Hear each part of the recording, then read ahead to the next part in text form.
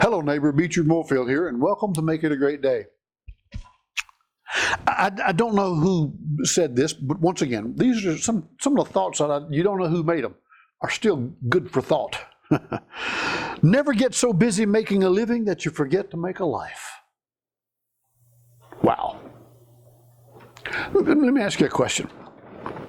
First of all, you're going to retire from something. And when you retire, and they take your retirement photo, you know, that big photo op, you know, when you're standing in front of the cake and you're getting the gold watch, you know, what's going to be in that photo? Are you going to see a trophy case of accomplishments?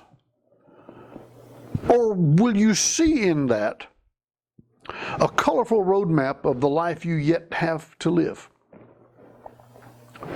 Once again, there are many people who were so busy making a living that they never made a life. And when they came to the end of the living making, life was all but over.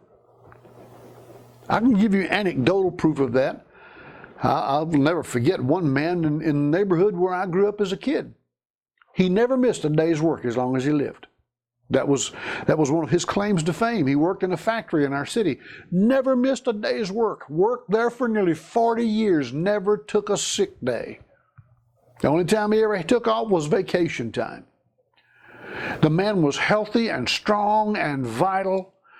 Outdoor type. I'll tell you, he reminded me of the movie star in his heyday, Jack Palance.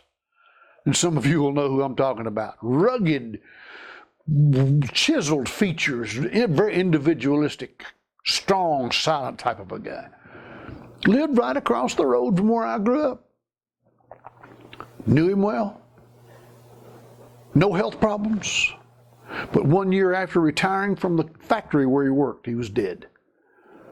What happened? I believe that he had spent so much time making a living that he never took time to make a life. He was married, he had children. His wife was, when he retired, his wife was healthy, his kids were okay, everybody was on their own, nobody needed him. The only thing in this world he saw that needed him was that job, but when that job was ended, he wasn't needed any longer. He made a living, he took care of his family, he paid the bills, but he never made a life. I just turned 70. I've done what I could do to make a living for my family. But you know something? I've determined to do more than make a living for my family. I've determined to make a life. And right now my wife and I are enjoying life in ways that, well, I suppose we could have to some degree enjoyed them earlier in our lives, but we'd have been in debt up to our eyeballs. We would have owed everybody in this business. Credit cards would have been out, well, beyond control. But we chose, in large part on her decision. She wise woman. We chose, and I agreed with her on it. Praise God. Thank God I had that much good sense. We agreed that we were not going to use debt to attain things. We lived within our means. We served God. We tithed. There's a lesson for you. We gave. We did what we could. We raised good boys, good sons, good men. And today they're doing well. And we're at a place now where we don't owe anything, quote, to the company. Now we are living, doing what we want to do, I'm living my dream. When I retired from the pastoral office in 2014, I didn't end my life. I just ended one phase of my life that I had used to prepare me for the life yet to be lived. Don't be so busy making a living that you forget to make a life. My friend, every time you stop one thing and begin another, it's a retirement. I recently spoke to some young graduates. And I said, in fact, I gave one of them who had invited me to speak at his graduation. I gave him a retirement card, and I said, this is your first step at retirement.